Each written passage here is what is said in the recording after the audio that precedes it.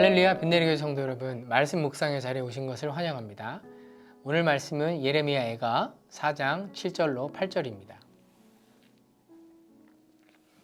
전에는 존귀한 자들의 몸이 눈보다 깨끗하고 젖보다 희며 산호들보다 붉어 그들의 윤택함이 갈아서 빛낸 청옥 같더니 이제는 그들의 얼굴이 숯보다 검고 그들의 가죽이 뼈들에 붙어 막대기같이 말랐으니 어느 거리에서든지 알아볼 사람이 없도다.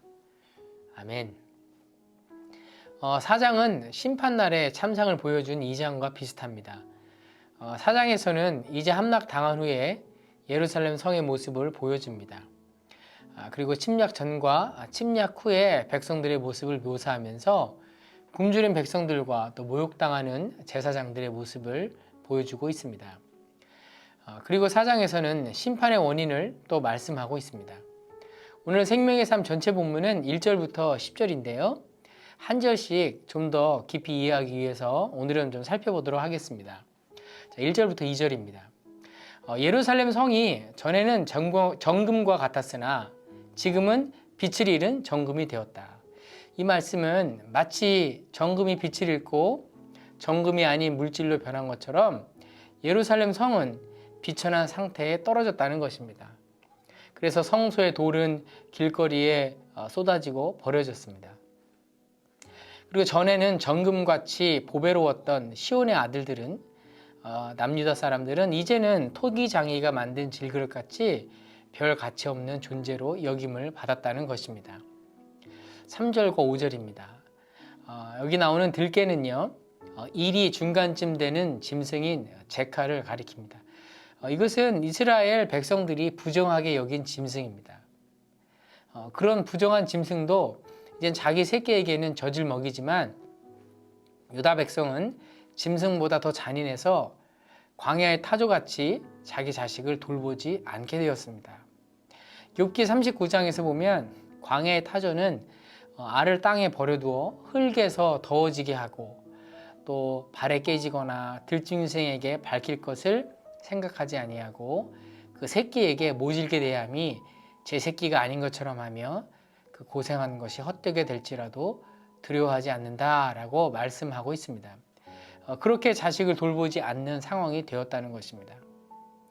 그래서 젖먹는 아기는 젖을 먹지 못해서 목이 말라서 혀가 입천장에 붙고 어린아이들은 먹을 빵을 구하나 떼어줄 자가 없었습니다. 그러니까 맛있는 음식만 골라 먹던 아이들은 이제 거리에서 처량하고 또 붉은 옷을 입고 길리우던 자들은 이제 천한 자같이 걸음더미를 안았다. 그러니까 걸음더미를 안았다는 말은 그들의 비천해짐을 잘 보여주고 있는 내용이죠. 자, 이렇게 1절부터 5절까지 상황을 보면 어떻게 예루살렘이 이렇게 처참하게 멸망하게 되었는가? 그것이 바로 6절에서 나오고 있습니다. 그 이유는 바로 그들의 죄악 때문이었습니다. 그들의 죄는 옛날에 소돔성의 죄악보다도 더 무거웠습니다. 그래서 소돔성이 사람의 손을 대지 않고 순식간에 멸망했죠. 그러나 유다의 죄악들이 너무 커서 그렇게 소돔처럼 한 번에 끝나는 것이 아니라 천천히 하나님의 형벌을 고통스럽게 받고 있다는 것입니다. 자, 그 결과는 어떻게 되었을까요? 자, 첫 번째, 두 번째 이렇게 다루고 있는데요. 자, 7절에서는 첫 번째 결과는 이렇게 말씀합니다. 자, 좋았던 상태였던 사람들이 8절에 가니까 그들의 상태가 안 좋아졌다라고 말씀합니다. 그러니까 유다 나라의 나실인들 혹은 방백들은 몸이 눈보다 깨끗하고 우유보다 희고 또 홍옥보다 붉고 윤택함이 광나는 사파이어 같았는데 이제는 얼굴이 숯보다 더 검게 되었고 거리에서 알아볼 자가 없었고 그 가죽이 뼈에 붙어버렸고 몸이 막대기같이 말랐다라고 합니다. 자, 두 번째 결과는 9절입니다. 밭에 소산물이 없기 때문에 먹을 것이 없었습니다. 굶어 죽어가는 자들의 모습이 처참했기 때문에 선지자는 차라리 칼에 죽는 자들이 굶어 죽은 자보다 낫다고 말을 하는 것이죠.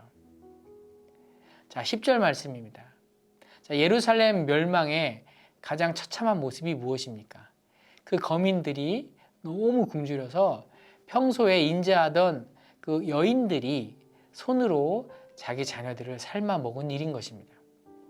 그것은 이미 2장 20절에서도 말한 사실이었습니다.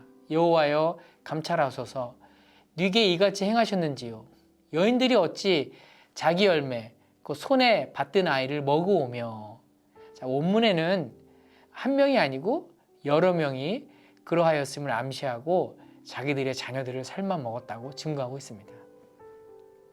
이것은 이미 모세율법에서 그들이 하나님의 음성을 듣지 않고 그 명령을 행치 않고 그것을 멸시하고 싫어하고 그 언약을 배반할 때 내려질 것이라고 경고한 말씀이었습니다. 레위기 26장 29절에 너희가 아들의 고기를 먹을 것이요 딸의 고기를 먹을 것이며, 또 신명기 28장 53절에 네가 대적에게 에워싸이고 맹렬히 쳐서 곤란케 함을 당함으로 내 하나님 여호와께서 내게 주신 자녀 곧 내 몸의 소상의 고기를 먹을 것이라. 자, 오늘 본문의 말씀의 교훈을 한번 정리해 보겠습니다. 첫 번째로 우리가 오늘 본문의 말씀 통해서 무엇을 배울 수 있습니까? 악인에게는 평안이 없습니다. 여호와께서 말씀하시되 악인에게는 평강이 없다 하셨느니라. 자, 이사야서 48장 22절 말씀이죠. 자, 사람이 죄성 있는 육신을 가지고 살고 있는 이 세상에서 죄를 완전히 짓지 않는 것은 불가능할지라도 구원 얻은 성도는 죄를 멀리하고 또 죄 가운데 있지 않기 위해서 힘을 써야 하는 줄로 압니다. 오늘 하루도 살아가시면서 성령께서 우리 마음 가운데 알려주실 겁니다. 이것은 죄다. 하나님이 기뻐하시지 않는다. 그러면 그 죄를 멀리하시길 바랍니다. 둘째로 우리가 깨닫게 되는 것은 하나님께서는 죄에 대해서 반드시 벌하신다는 것입니다. 예루살렘의 멸망은 우리에게 거울이 되죠. 우리는 하나님의 진노를 두려워할 줄 알아야 된다는 것이죠. 세 번째로 우리가 그래도 살다 보면 범죄할 때가 있습니다. 그러면 어떻게 해야 할까요? 즉시 회개해야 하는 것입니다. 회개는 결코 뒤로 미룰 일이 아닙니다. 우리는 깨달은 죄를 즉시 회개하고 그렇게 하나님 앞에 부복하고 자백하면서 하나님의 용서 가운데 또 회개 은혜 가운데 살아가는 그런 삶을 살아야 될 줄로 압니다. 자, 오늘 세 가지 말씀들 또 우리 교훈들에 대해서 살펴보았는데요.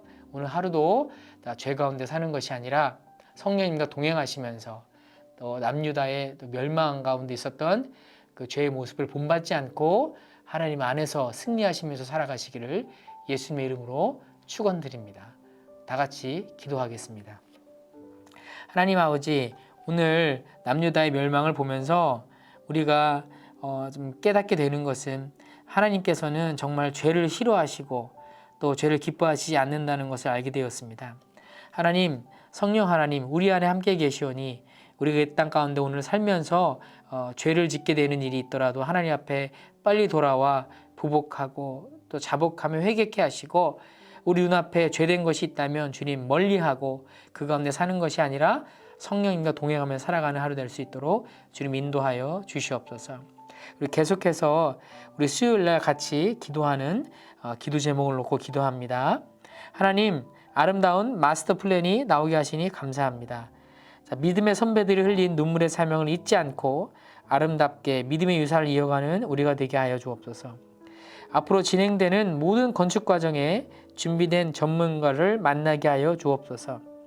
새 교회를 통해 빛내리 선교 공동체가 되게 하시고 지역사회와 모두에게 열린 공간으로 활용되게 하옵소서. 시니어와 다음 세대가 조화롭게 예배드리며 서로가 서로를 섬기는 공동체가 되게 하여 주옵소서. 이 모든 말씀 살아계신 예수 그리스도의 이름으로 기도하였습니다. 아멘.